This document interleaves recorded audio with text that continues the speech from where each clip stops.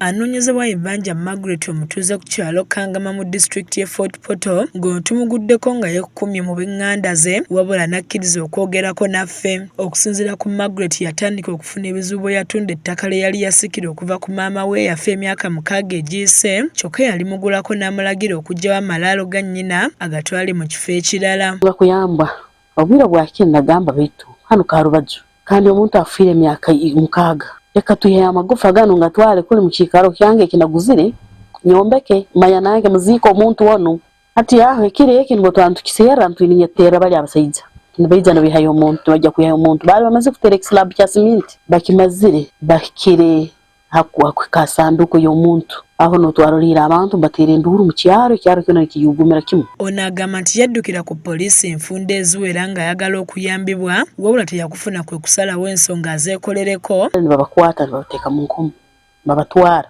onesigaranye serekere bika abantu bakaiza n'endamu n'empanga n'emigo na siemane na defense none bansera mu kicyuko munimbura akwana limaze kugwa kava mbitoko humu. Atutegeezezza nti bwe yali akyagenda mu maaso n'okuziikula ebisigalira bya maama we, abatuuze b'okukitundu ne ssentebe w'ekyalo nga bali wamu ne poliisi baamulumba ne bakwata abantu be yali akola nabo, kyokka ye n'abatolokako n'adduka. Essaawa eno Banja agamba nti yeekukumye olw'okutya okutuusibwako obulabe. Ina okwala osaati ne bagamba omuntu wena arambona bankwate banteeke mu nkomo ati ndara mu kisaka munzu genda nyiza mu nyencha karo bibwaki agano ku 12 Poliisi y'omu kitundu eganye okwogera ku nsonga eno, wabula omu ku basirikale okuva ku poliisi y'e Kalambya atutegeezezza nti omukyalo ono bwe yagenda ku poliisi baamusaba ensonga azitwale mu kkooti afune olukusa olumukkiriza okuziikula maama we, ekintu Banja kye yagaana okukola ng'agamba kitwala obudde bungi.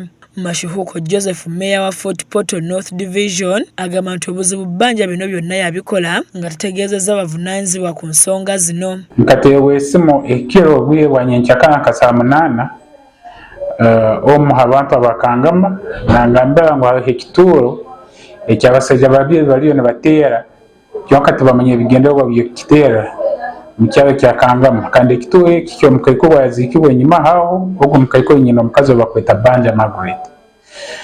Nkatera DPC kusindika poliisi kwetegereza kiki ekinyakuli kyamazima ko bakasanga ali abasajja babiri nibateera ekituuro ky'omukaiko gwe. Ono agamba newankubadde Banja alina eddembe okukyusa ebisigalira bya nnyina wabula abafu balina eddembe lyabwe lirina okugobererwa. N'abatuuze abalala bavumiridde ekikolwa ky'omukyalo ono. Gamba ngo omukazi n'atunda itaka rundi ekibanja kandi n'atondera mu ekituuro kya nnyina hariho ebintu bingi aho ebisobora kusharinga hamu abo kugamba ngo asobora kuba nayenda kugura handi aziyogwe kyakozere kikaba kitahikere abwaki abo ensonga obyali n'amaya naenda kutunda yakuba yagezere mu buleme bamuhereze bale kumikeza kutunda deni n'okuyama omurambo gwe arugutwara hantu ambera agenda kugora. Essaawa eno Banja asabye ekikwatako bamuyamba akkirizibwa okuziikula ebisigalira bya maama we abiziike mu kifo ekirala. Joanita agaba ku Hira yakusakidde emboozi eno ku lwa KSTV